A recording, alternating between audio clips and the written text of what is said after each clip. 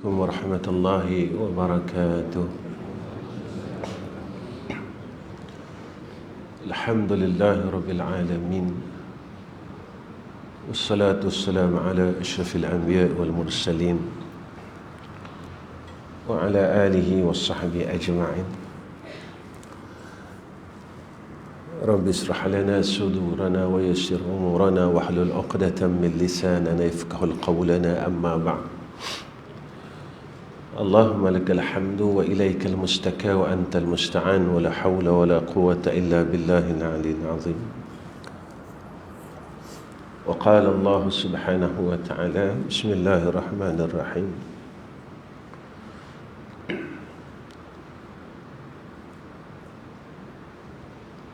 Ya ayyuhan nasu ubudu rabbakumul ladzi khalaqakum wal ladzina min qablikum la'allakum tattaqun.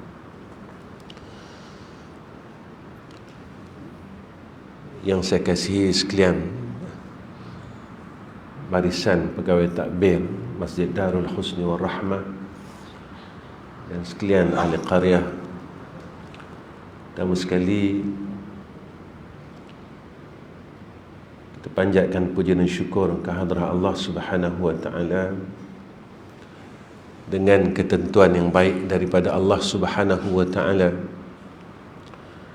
Pada pagi ini Allah Subhanahu wa ta'ala menerima kita sebagai duyuf, sebagai tetamunya di dalam rumahnya, kerana belum tentu orang yang ada kudrah, ada kekuatan, boleh sujud kepada Allah Subhanahu wa ta'ala. Belum tentu orang yang ada ilmu boleh melakukan ketaatan dan meninggalkan kejahatan. Belum tentu orang yang cukup sifat anggotanya yang 7, kakinya yang tidak cacat, boleh berjalan menuju ke rumah Allah, melainkan jika telah ada dalam takdir Allah. Sebab itu Allah Subhanahu wa ta'ala mendidik kita dalam surah Al-Fatihah, dua ayat yang cukup penting sebenarnya. Iyyaka na'budu wa iyyaka nasta'in. Akan dikau kami meletakkan ubudiyah dalam arti kata yang mudah untuk kita faham.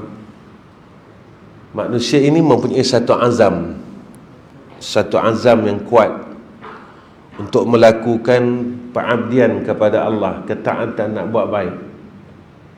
Azam ini semua orang ada, tetapi kekuatan dan kemampuan itu hamba ini tidak ada. Sebab itu Allah didik kita, sekuat mana dan segagah mana, setahu mana pun kita, tidak akan mampu untuk kita sujud kepada Allah Subhanahu wa ta'ala. Lalu Allah didik kita, wa iyyaka nasta'in. Ya Allah, akan dikau kami mohon pertolongan. Dan inilah hakikatnya yang kita lupa, di mana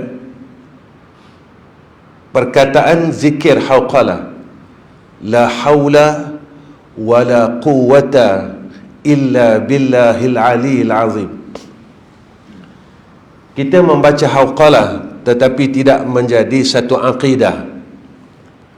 Kita berzikir, zikir dan terus zikir, kerana kita berzikir itu kerana kita mohonkan pahala. Tuan-tuan yang dirahmati oleh Allah Subhanahu wa ta'ala, pahala ini boleh hilang tuan-tuan. Dengan beramal 40 tahun, dengan sekali kita mengumpat, maka habis amalan 40 tahun.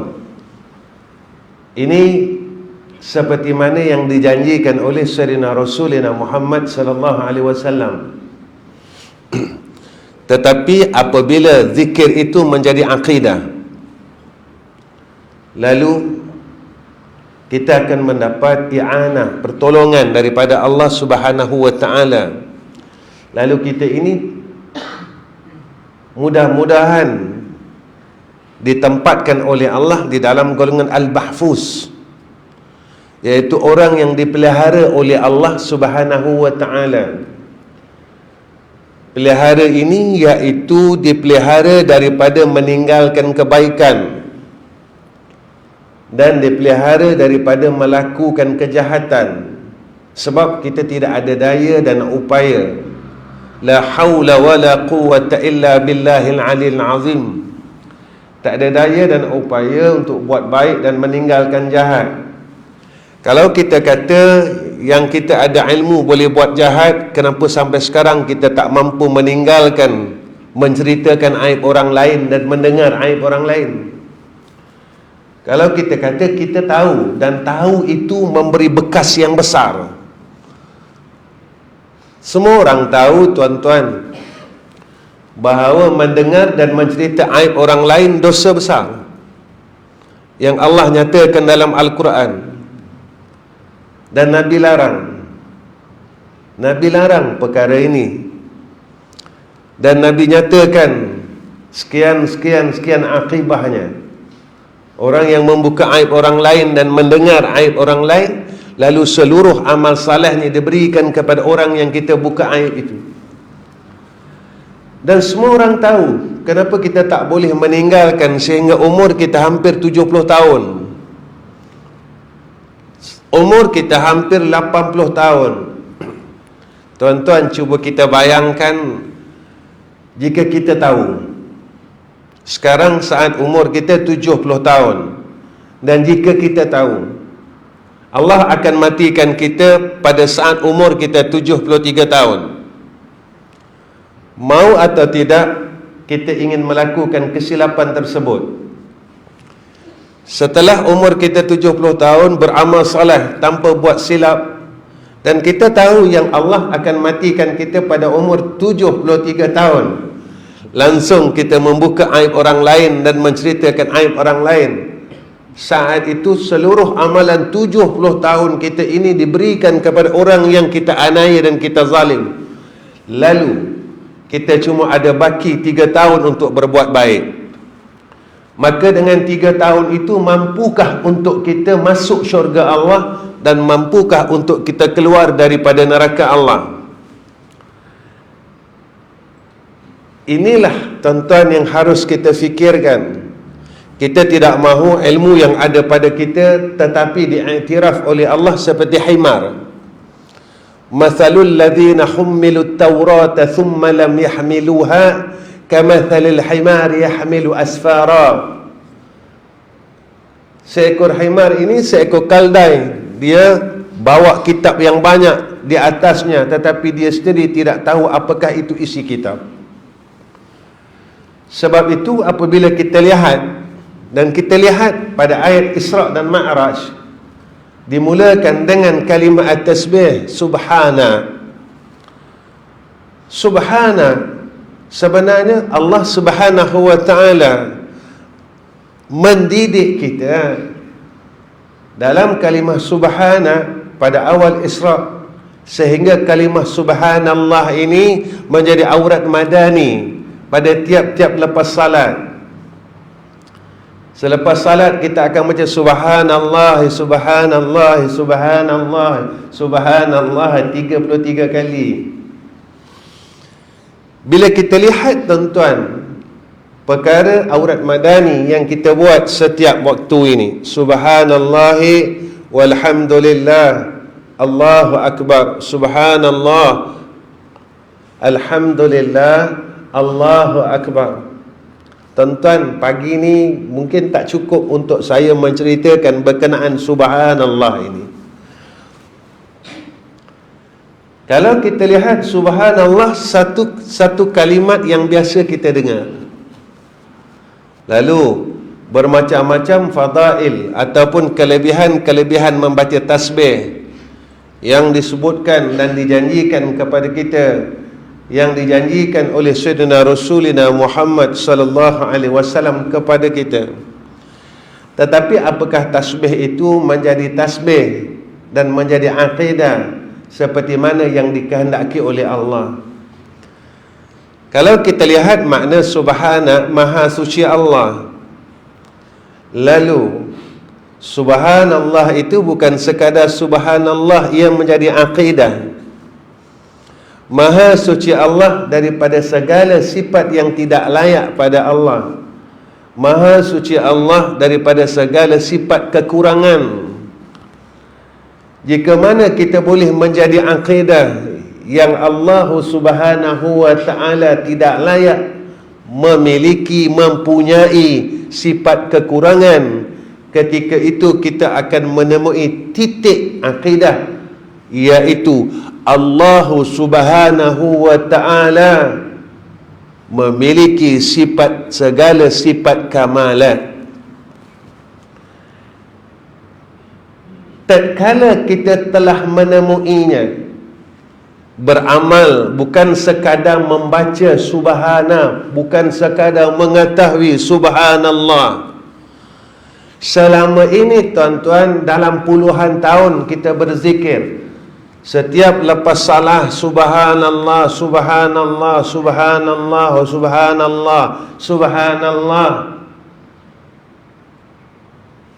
Kita dapat tak meyakinkan yang Allah itu subhanallah. Baik tuan-tuan, jika kita berzikir dan menjadi akidah maha suci Allah daripada segala sifat kekurangan, dan Allah itu yang memiliki sifat kesempurnaan, maknanya tidak ada kurang pada Allah. Tak ada kurang pada Allah. Tuan-tuan, kita belajar ilmu usul. Allah itu maha kaya yang mempunyai sifat istighna. Saya bertanya dengan diri saya dan tuan-tuan, jika seorang anak yang kaya dan ayah ini orang yang terlalu kaya, ayah dia terlalu kaya dan dia anak kepada seorang ayah yang terlalu kaya, hidup dia runsing tak tuan-tuan? Pernah runsing tak dengan duit ini? Saya tanya diri saya tanya tuan-tuan, ayah dia ini terlalu kaya, jadi anak ini pernah runsing tak dengan duit tuan-tuan? Dia takkan pernah runsing tuan-tuan, sebab dia yakin ayah dia kaya. Ketika dia tidak ada duit dan putus duit, dia tak risau. Dia tinggal telefon ayahnya, ayah tolong masukkan duit. Lalu saya bertanya dengan diri saya dan tuan-tuan, kita sebenarnya yakin tak Allah itu maha kaya?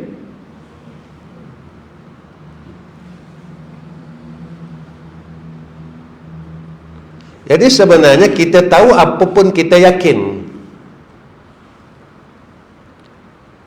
Kita cuma tahu ataupun kita yakin, seperti mana yakinnya seorang anak yang kaya, yang dia betul-betul yakin yang ayah ia ini terlalu kaya, sehingga tidak ada runsing, tidak ada kerisauan, tidak ada kegelisahan dalam hatinya yang ayah ni miskin. Ketika dia pegang ayahnya kaya, ketika itu dia menolak bahawa ayahnya bukan orang miskin. Ketika seorang hamba itu berpegang yang Allah ini maha kaya, lalu ia menolak, tidak layak pada Allah ini bersifat dengan sifat miskin. Seorang hamba yang kaya kepada zat yang maha kaya, kenapa kita boleh runsing tuan-tuan?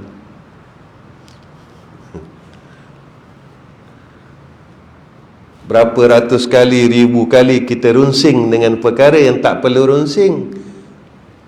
Kita tahu atau kita yakin. Lalu diberitahu kepada kita oleh Nabi Muhammad sallallahu alaihi wasallam, ma huwal iman? Al-iman iqraru bil lisan wa tasdiqu bil qalbi wa amalu bil arkani. Iman itu mengucap dua kalimah syahadah, iqrar, ataupun kita Cuma ikrar tetapi kita tidak tasdik. Kita tidak meyakinkan, membenarkan. Ketika tidak benar-benar subhanallah, pada waktu itu kita tidak boleh mendapatkan akan keyakinan alhamdulillah. Yang Nabi ajar kepada kita 3 kalimat itu dalam lepas salat. Subhanallah, alhamdulillah, Allahu Akbar. Mana mungkin orang yang belum menolak benar-benar, meyakinkan benar-benar Maha suci Allah daripada segala sifat kekurangan, dia boleh melihat segala sifat kesempurnaan, kamalat. Ketika seseorang itu telah melihat segala kesempurnaan Allah, barulah dia boleh menyatakan alhamdulillah. Mana mungkin tuan-tuan, kalau kita tak melihat kecantikan sesuatu, kesempurnaan sesuatu, boleh terkeluar lafaz alhamdulillah. Segala puji ni semuanya milik Allah. Sebab itu Allah didik kita dalam Al-Quran, alladzina yadhkuruna Allaha qiyaman wa qu'udan wa ala junubihim wa yatafakkaruna fi khalqis samawati wal ardh. Siapa dia? Orang yang ulul albab, ahli ilmu yang pada sisi Allah, bukan ahli ilmu yang pada sisi manusia. Pada sisi manusia, tuan-tuan, jangan kata orang Islam yang hafal Quran, orang Yahudi pun ada yang hafal Quran, tuan-tuan. Pengalaman saya, tuan-tuan, dulu berapa belas tahun yang dulu, seorang Kristian, dia pernah bertanya dengan saya berkenaan Islam. Saya terkejut ketika dia telah membaca terjemahan hadis Sahih Bukhari, Sahih Muslim, kitab Riyadus Salihin. Dia bagi tahu saya, dia kata saya dah baca semuanya. Antara tafsir yang dia baca adalah Jalalain. Tafsir Al-Jalalain. Tuan-tuan, kita yang Islam ni belum habis baca lagi. Bukan belajar, baca pun belum.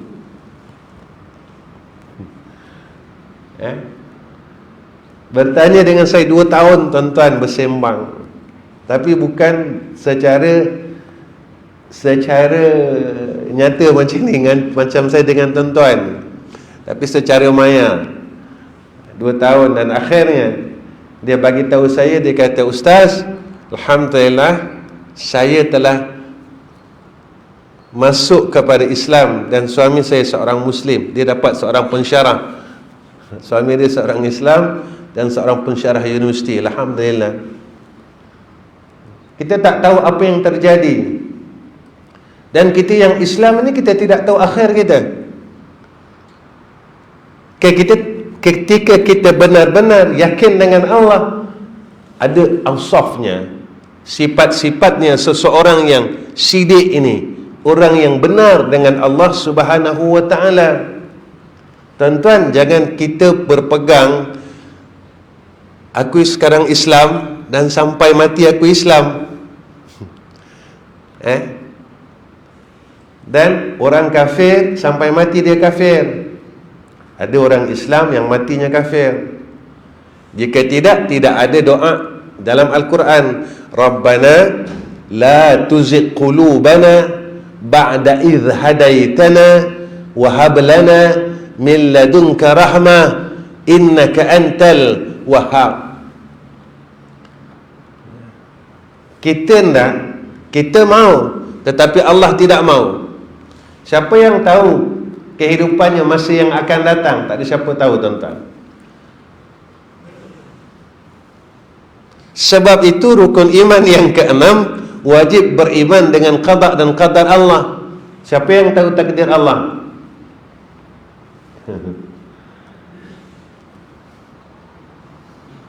Tak ada siapa tahu takdir Allah. Tapi wajib menerima takdir Allah. Wajib menerima takdir Allah. Kadang-kala, tuan-tuan, kita sendiri menolak akan takdir Allah. Bila takdir itu baik, dari Allah. Bila takdir itu tidak baik, yang ni dari fulan bin fulan, yang ni dari ini, yang ini dari ini. Tuan-tuan, Yahudi ada dua Tuhan, satu zulmat, satu nur. Mereka berpegang tiap-tiap nikmat kebaikan yang dia datang itu daripada Allah. Ini dipanggil Tuhan Nur. Dan Tuhan Zulmat ini bagi mereka tiap-tiap yang tidak baik, balak, sakit dan apa, ini daripada jin, daripada syaitan. Ini daripada itu, daripada ini. Tuan-tuan, kita tak cakap tapi kita berpegang. Kadang-kadang bila batuk sampai setahun tak habis-habis, kita cakap apa tuan-tuan? Ini saka ini. Keturunan saya ni, ni ada saka ini. Tuan-tuan, kita tak cakap kita Yahudi tapi kita buat sama macam Yahudi. Yahudi, nikmat semua yang dia dapat baik-baik semua dari Allah. Yang tak baik dia kata ni dari jin, dari syaitan, dari ni.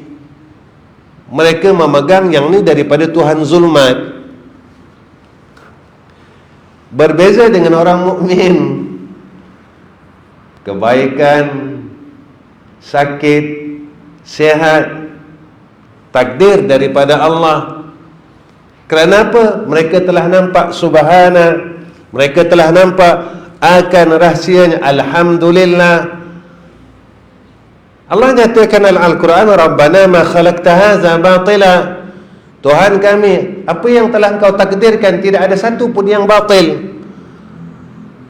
Orang Melayu cakap begini tuan-tuan, tiap-tiap perkara yang berlaku pasti ada hikmah.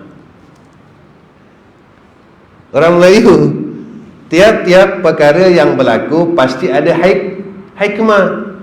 Dan disebut Rabbana ma khalaqta hadza batila.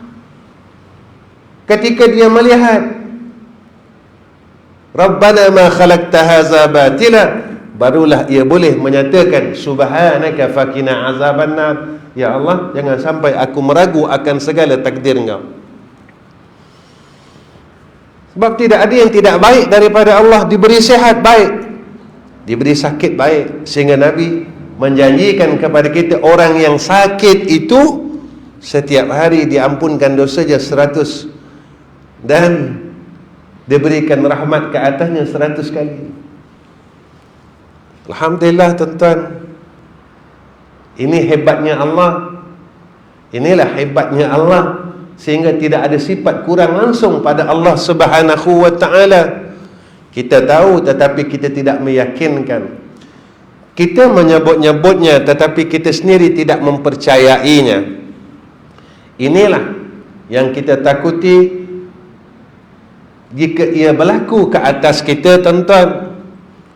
Kalau kita pergi berjalan, di dalam poket kita ada RM1,000. Yakin tak kita tuan-tuan nak masuk pasar raya, nak beli itu, nak beli ni? Kenapa kita yakin? Sebab kita pegang poket kita masih ada duit. Ketika kita rasa ada duit, kita pergi 7-Eleven, pergi itu, pergi ni, yakin. Sebab kita rasa ada duit. Bila masa kita boleh rasa ada Allah? Dalam semayang, bila tuan-tuan, dalam baca Al-Quran, bila kita rasa ada Allah, kita tahu Allah ada. Kenapa kita boleh yakin betul-betul sampai hakul yakin dengan ada duit, tetapi tak boleh hakul yakin sampai ada Jadi siapa kita tuan-tuan? Ketika adanya duit di tangan kita, kita hakul yakin, sehingga kita tak rasa gundah, gelisah, tak gentar untuk masuk kita di ini, untuk beli itu. Sebab kita Yakin tak tuan-tuan? Yakin. Bila masa kita rasa adanya Allah dan kita tahu wajib Allah bersifat wujud. Dalam solat, bila masa kita rasa tuan-tuan, walhal doa iftitah diajar kepada kita, wajjahtu wajhiya lilladzi fatara samawati wal ard ila al-akhir, yang disebut tawajjahtu min haitsu syi'ta. Di mana pun kita berada, kita akan menemui akan kebesaran Allah. Ini yang Allah ajar. Alladzina yadhkuruna Allah qiyaman wa qu'uda. Mereka sentiasa ingat Allah qiyaman, qu'uda. Berdiri ingat Allah, duduk ingat Allah. Lalu kita tanya tuan-tuan, kita ingat apa? Ketika kepala kita, akal kita ini telah dipenuhi dengan selain Allah, mana mungkin kita boleh qiyaman wa qu'udan wa ala junubihim ingat Allah? Tak mungkin tuan-tuan. Sebab itu perkara yang paling kita takut saat kita bertemu dengan Allah, kita akan lupa Allah. Saat kita bertemu dengan Allah, kita akan lupa Allah. Sebab dalam kepala kita, dalam akal kita, dalam qalbun kita dipenuhi dengan selain daripada Allah. Betul kalau kita tanya diri kita tuan-tuan, dalam masa 24 jam semalam, hari ini kita belum tahu sebab kita baru guna masa beberapa jam.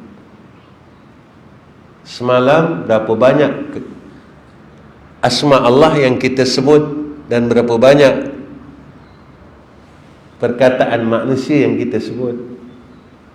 Kita tanya balik, semalam berapa kali, berapa banyak, berapa lama aku ingat Allah? Bangun dari tidur, aku ingat siapa dulu? Sehingga Nabi menyatakan kepada kita, jika mana berpagi-pagi bangun saja daripada tidur, kita telah mula diresahkan dengan rezeki, dengan dunia. Nabi kata, mereka dalam kebinasaan. Tuan-tuan, sebenarnya kita tahu tapi kita tidak yakin. Sebab itu saya selalu kongsi dengan tuan-tuan, dengan sahabat-sahabat. Kita tahu tapi kita tidak yakin. Allah nyatakan dalam Al-Quran begini, wa may yattaqillaha yaj'al lahu makhraja. Orang kata ayat 1000 dinar kan tuan-tuan? Berapa baca ayat 1000 dinar? Bukan baca tapi yakin, amalkan. Amal berapa kali ustaz sehari? Bukan itu.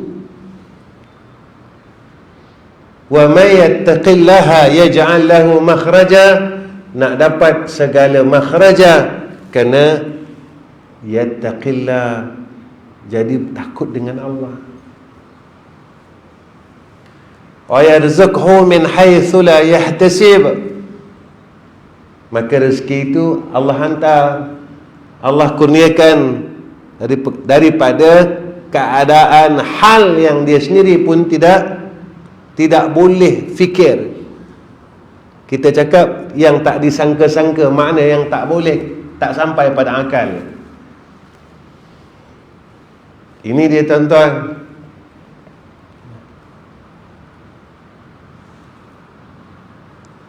Saya selalu sekongsi tuan-tuan, saya sebenarnya disebut oleh pengurusi imam ketika kita kan, saya ada 3 madrasah tuan-tuan. Madrasah yang pertama usianya 40 tahun. Madrasah yang kedua usianya 23 tahun. 22 tahun. Madrasah yang ketiga dalam pembinaan baru 2 bulan, hampir 3 bulan.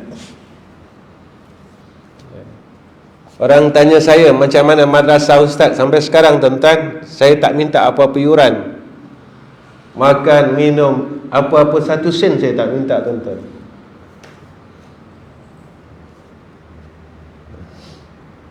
Alhamdulillah, tak pernah tak makan lagi, alhamdulillah. Alhamdulillah. Tak pernah lagi tak makan, tuan-tuan. Alhamdulillah. Tapi tak pernah tak bayar. Mungkin sikit kot Ustaz perlukan. Tuan-tuan, kalau saya cerita nanti tuan-tuan darah naik 180. 2 sekolah saja saya perlukan sebulan 60,000, tuan-tuan. Bukan RM60. Dengan makannya itu dan ini, api air sebulan saja 10,000, tuan-tuan, 2 sekolah. Tapi Allah ini mungkir janji apa manusia itu yang mungkir janji, tuan-tuan?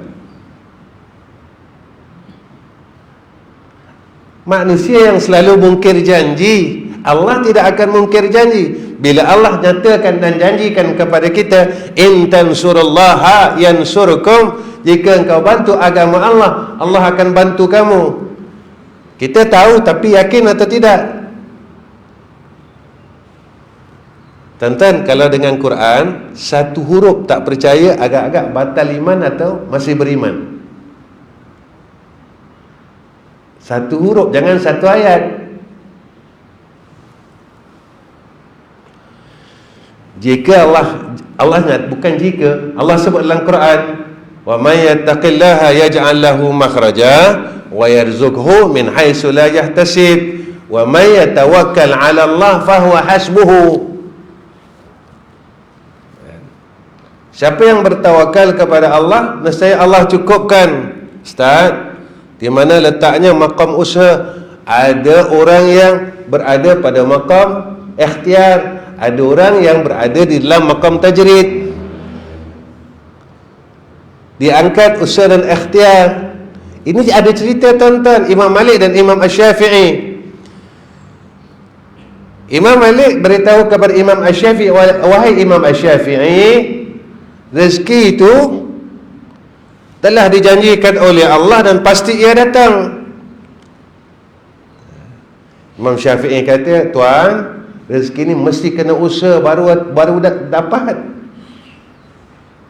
Lalu Imam Asy-Syafi'i menyatakan, saya akan buktikan usaha baru dapat rezeki itu. Lalu Imam Syafi'i minta izin satu hari bekerja di ladang anggur. Ladang anggur, tuan-tuan, dari pagi sampai petang. Lalu dia menerima upah sebakul anggur. Petang, tuan-tuan, dia bawa berjumpa dengan Imam Malik. Wahai Imam Malik, ini saya nak buktikan. Lalu dia bawa anggur itu di hadapan Imam Malik. Wahai Imam Malik, wahai guruku, saya nak buktikan. Yang ini pendapat saya. Lalu dia kata kepada Imam Malik, wahai Imam Malik, makanlah. Ini hasil titik peluh saya dengan jalan usaha. Ketawa Imam Malik, tuan-tuan. Kata Imam Malik, aku mengajar daripada pagi dan petang dengan tidak payah bekerja di kilang anggur, namun rezekiku tetap dapat memakan anggur, kata Imam Malik.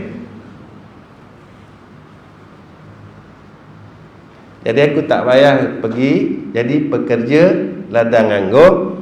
Rezeki aku telah dijanjikan oleh Allah, makan anggur, tetap makan anggur. Ini yang aku katakan. Dengan tidak payah berusaha dan ikhtiar itu, maka rezeki itu tetap akan didatangi oleh Allah, dijanjikan oleh Allah, diberikan oleh Allah. Tetapi kena mengikut tariknya, kena mengikut jalannya yang telah ditentukan oleh Allah. Mana jalannya? Salah satu disebut oleh Allah dalam Al-Quran, wa may yattaqillaha yaj'al lahu makhraja wa yarzuqhu min haitsu la yahtasib. Ini jalannya. Ustaz, kenapa sampai sekarang tak boleh? Tak betul. Nak jalan kena betul. Dari sini nak pergi ke mana? Samarahan. Jangan ikut Labuan. Toriknya kena betul, kaifiatnya kena betul. Pada ketika itu, maka natijahnya akan betul. Ini yang dididik oleh Allah Subhanahu wa Ta'ala dalam peristiwa Isra' dan Mi'raj. Tuan-tuan, saya rasa cukup setakat ini pertemuan saya dengan tuan-tuan. Dah pukul 7. Ya, Saya sebenarnya kuliah subuh memang tak lama tuan-tuan. Itu sebelum seawalnya saya nak datang, saya bertanya dengan sahabat, biasa adat orang sini macam mana? Sebab saya kena mengenal uruf dulu. Saya tak boleh ikut cara saya tuan-tuan. Tak boleh ikut cara saya. Saya kena ikut adat setempat. Begitu tuan-tuan, masya-Allah. Ini yang Nabi ajar pada kita. Nabi orang Mekah, tatkala Nabi sampai Madinah, bagaimana caranya Rasulullah sallallahu alaihi wasallam. Kita tak boleh ikut cakap apa. Kita datang tempat orang, kita buat macam tempat kita, tak boleh tuan-tuan. Macam tu. Kita kena mengikut uruf. Masuk rumah Syafi'i, kena ikut Imam Syafi'i, jangan ikut Imam Maliki. kita sekarang tak ada tuan-tuan. Kita pergi rumah Syafi'i, lalu kita ini mazhab Maliki, lalu kita nak ubah jadi Maliki, padahal urufnya situ Syafi'i. Jadi kita tetamu tapi nak jadi tuan rumah, salah. Ini takdibnya dan ini adabnya duyuf. Dan ada adabnya tuan rumah, ada adabnya tetamu. Beginilah keadaan Islam itu terlalu cantik tuan-tuan. Sebenarnya jika mana kita mengikut akan Islam itu cantik. Sebab sempurna dah tuan-tuan. Islam ini telah disempurnakan oleh Allah. Maka orang Islam ni bila dia mengikut betul-betul salurannya, Allahu Rabbi. Ini yang dikatakan Subhanallah, Maha Suci Allah. Tak ada kurang. Bukan zatnya saja, bukan sifatnya saja, bukan afalnya saja. Skop lebih besar. Agamanya tidak akan kurang tuan-tuan. Subhanallah. Bila kita pegang sedemikian, ini yang dinyatakan oleh Allah, al-yawma akmaltu lakum dinakum wa atmamtu alaikum. Allah mengakuinya. Islam ini sempurna. Baik tuan-tuan. Baik, itu mudah-mudahan apa yang disebut oleh Nabi kita Muhammad sallallahu alaihi wasallam jangan sekadar tahu tapi tahqiq. Sebab itu Nabi pesan kepada kita, setiap pagi, setiap malam, jangan tinggalkan raditu billahi rabba wa bil islami dina wa bil qur'ani imama wa muhammadin nabiyya wa rasula. Ada yang mengatakan raditu billahi rabba wa bil qur'ani imama wa bi muhammadin nabiyya wa rasula. Sebenarnya tentang cantik susunan zikir ini. Cantik, cukup cantik. Bila kita nampak, kita pandang, kita tengok satu-satu kenapa disusun sedemikian, disebut oleh Sayyidina Rasulullah Muhammad sallallahu alaihi wasallam sedemikian. Raditu billahi rabba wa bil islami dina wa muhammadin nabiyya wa rasula. Kalau dilihat Allah cantik tentang, cukup cantik. Jadi saya bukan orang pandai, saya bukan orang alim, jadi saya mohon ampun, mohon maaf pada orang setempat. Jika ada kesilapan, maka berilah peneguran. Mudah-mudahan kita sentiasa pada jalan yang diradai oleh Allah Subhanahu wa taala. Dia tolong doakan saya tuan-tuan. Mudah-mudahan apa yang saya buat Allah istiqamahkan dan Allah ikhlaskan segala amalan saya dan niat saya kerana Allah Subhanahu wa taala. Perkara yang paling kita takut iaitu apabila kita dipalingkan oleh Allah pada jalan yang sebenar. Nauzubillahi min zalik. Jadi wa akhirul kalam, wassalamualaikum warahmatullahi wabarakatuh. Bismillahirrahmanirrahim. Alhamdulillahirabbil alamin. Allahumma salli ala sayyidina Muhammad wa ala alihi washabbihi wasallim. Allahumma inna nas'aluka al-huda wat-tuqa wal-'afafa wal-ghina. Allahumma ij'al hadha jam'ana jam'an marhuma wa tafarraqna min ba'dihi tafarraqan ma'suma. Ya Allah, peliharalah kami ya Allah ya Arhamar Rahimin daripada segala kesesatan zahir dan batin. Ya Allah ya Tuhan kami, berikan atas kami hidayah dan petunjuk-Mu pada jalan-Mu ya Arhamar Rahimin yang lurus. Ya Allah ya Tuhan kami mohon ke hadrah-Mu pada pagi ini ya Allah. jika mana ada di antara kami yang sakit, sihatkanlah ya Allah dalam rahmat-Mu ya Allah. Jika ada di antara kami yang ada masalah yang masih belum selesai ya Allah, maka Engkau selesaikan ya Allah dengan rahmat-Mu ya Arhamar Rahimin. Ya Allah, ya Arhamar Rahimin, segala bala yang telah Engkau turunkan di muka bumi ini ya Allah, kami mohon angkatlah ya Arhamar Rahimin dengan rahmah-Mu, dengan kasih sayang-Mu, dengan balas ihsan-Mu ya Allah. Rabbana atina fid dunya hasanah wa fil akhirati hasanatan wa qina azaban nar. Wa sallallahu ala sayyidina Muhammad wa ala ali sayyidina Muhammad walhamdulillahi rabbil alamin. Taqabbalallahu minna wa minkum.